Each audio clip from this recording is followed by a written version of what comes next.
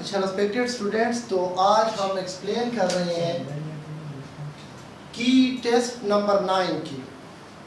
पहला क्वेश्चन है कि वॉइस आर्गन इन मैन, वो आर्गन जो इंसान में आवाज़ प्रोड्यूस करता है उसे लेरिंक्स बोलते हैं। तो पहले का सी ऑप्शन करेक्ट होगा।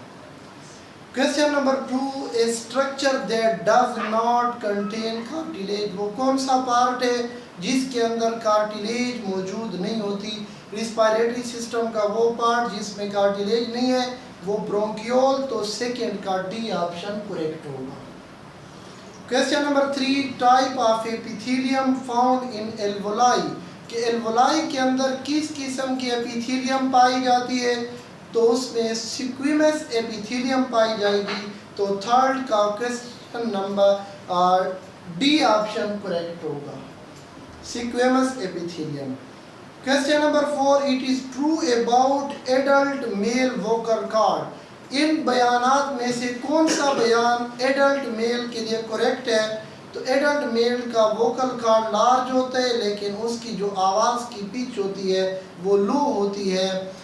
तो 4 का सी ऑप्शन करेक्ट होगा। Fifth question, each lung is encased by a thin membranous sac cord, lungs के इर्द गिर्द जो मेम्ब्रेन होती है उसे प्लूरा कहते हैं, इसलिए 5 का जो है डी ऑप्शन करेक्ट होगा।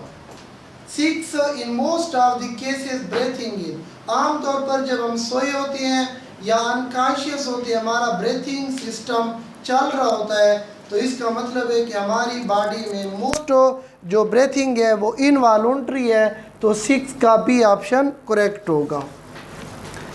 7 जो होगा, it increase the rate and depth of inspiration, कौन सी चीज़ है जिसका ताल्लुक ब्रीथिंग सेंटर का इंस्पायरेशन के साथ है, हवा को अंदर ले जाना। तो ये होगा वेंट्रल पोर्शन। तो 7th का ए ऑप्शन सही होगा। 8, the breathing centre communicate with diaphragm through, किस नर्व के ज़रिए। तो फ्रेनिक नर्व। तो आपके पास 8 का सी ऑप्शन सही होगा। 9, during voluntary control of breathing the impulses originate from, जितने भी वॉलंटरी होते हैं वो फिर सेरिब्रम के ज़रिए से उनकी इम्पल्सेस आ रही होती हैं। तो 9 का डी ऑप्शन करेक्ट है।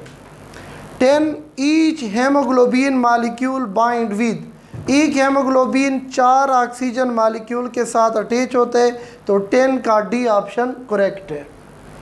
11, the ability of haemoglobin to bind with oxygen is called, haemoglobin की वो कैपेसिटी जिसकी मदद से ये ऑक्सीजन को ले जाता है उसको नाम देते हैं कैरिंग कैपेसिटी। तो 11 जो है उसका सी ऑप्शन करेक्ट होगा। 12, 1 हेमोग्लोबिन कैन कंबाइन विद, एक हेमोग्लोबिन की कैपेसिटी जो है कि 1 ग्राम अगर हेमोग्लोबिन का तो 1.34 मिलीलीटर ऑफ ऑक्सीजन अटैच करता है। तो 12 का बी ऑप्शन करेक्ट होगा। 13, how much oxygen is release to tissue per 100 millilitre of blood, अगर 100 मिलीलीटर ऑफ ब्लड ऑक्सीजन ले जा रहा है तो टिश्यू को कितना देता है। तो लाजमी बात है ये रेस्ट की बात कर रहा है तो इसमें 5 मिलीलीटर करेक्ट होगा। तो 13 का बी ऑप्शन करेक्ट है। 14, most of the carbon dioxide in our blood is transported as, ज़्यादातर 70% बाइकार्बोनेट आयन की सूरत में आती है। तो 14 का ए ऑप्शन करेक्ट होगा। 15, total number and distribution of facial cyanosis, cyanosis की टोटल तादाद 4 है, 2 फ्रंटल हैं 2 एक्सिलरी हैं। तो 15 का B option 2 frontal 2 axillary, B option correct. फिर उसके बाद आपके पास 16 जो है, the greatest amount of filtrate get reabsorb from which part of the nephron, कौन सा पार्ट है जो सबसे ज़्यादा रीअब्जॉर्प्शन करेगा। तो प्रॉक्सिमल पार्ट में सबसे ज़्यादा रीअब्जॉर्प्शन, बाकी सारे मालिक्यूल रीअब्जॉर्ब होंगे और वाटर और सैल्यूट भी 80%। तो 16 जो है उसका ए पार्ट ए ऑप्शन कि आपके पास proximal convoluted tubule. 17, ultra filtration occur in Bowman capsule में होती है। तो 17 का A option correct. 18 the protection of internal environment from the harm of fluctuation in external environment of organism, ये डिफिनीशन है होमोस्टेसिस की। तो 18 जो है उसके अंदर सी ऑप्शन करेक्ट है। 19 and stage of renal disease, जब किडनी बिल्कुल लास्ट को पहुंच जाए तो इस बीमारी को हम कहते हैं यूरीमिया। तो आपके पास 19 का बी ऑप्शन करेक्ट है। 20 the collecting tubules open into, collecting tubule nephron से हासिल करके पेल्विस में डालती है। तो 20 का D option correct. 21 the hormone involve in human excretory system, human excretory system में किडनी पर दो हार्मोन इफेक्ट करते हैं, एडीएच वाटर के लिए, एल्डोस्टेरोन जो है वो सोडियम के लिए। तो 21 जो है उसके लिए बी ऑप्शन करेक्ट होगा। 22 किडनी दो काम करेगा, एक्सक्रीटरी भी है और ऑस्मो रेगुलेटरी का फंक्शन भी करता है, इसलिए 22 में आपके पास डी ऑप्शन करेक्ट होगा कि both A and B, D option. फिर उसके बाद 23 the animal we do not adjust their internal salt concentration according to external environment, जो रेगुलेट नहीं कर सकते, इसका मतलब है उनका इंटरनल और एक्सटर्नल सेम है, तो उनको फिर हम नाम देते हैं ऑस्मो कन्फर्मर का। तो 23 का सी ऑप्शन सही होगा।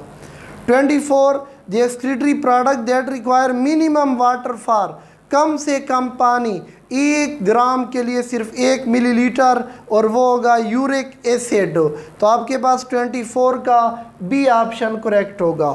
25 the reptile and birds inhibit land environment, ये ज़मीन पर पाए जाते हैं, वाटर की शार्टेज होती है, इसलिए दोनों यूरिक एसिड प्रोड्यूस करते हैं। तो 25 का C option correct. 26 animal excreting ammonia, जो अमोनिया एक्सक्रीट करते हैं उनको कहते हैं अमोनोटेलिक। तो आपके पास 26 का C option correct. 27 how much water required are needed to excrete 1 gram of ammonia nitrogen, तो 1 ग्राम अमोनिया को एक्सक्रीट करने के लिए 500 मिलीलीटर। 27 का B correct. 28 desert mammal which lies without drinking water, जो बग़ैर पानी पिए जिंदा रहता है, कैंगरू रेट। तो आपके पास B option correct. 29 most cartilaginous fishes possess salt secreting organs known as rectal gland। 29 का सी ऑप्शन करेक्ट। और 30 special type of cells in fresh water which collect salt, जो नमकियात को खींचते हैं उन सेलों का नाम है आयोनोसाइट। 30 का डी ऑप्शन करेक्ट। ओके, अल्लाह हाफिज़।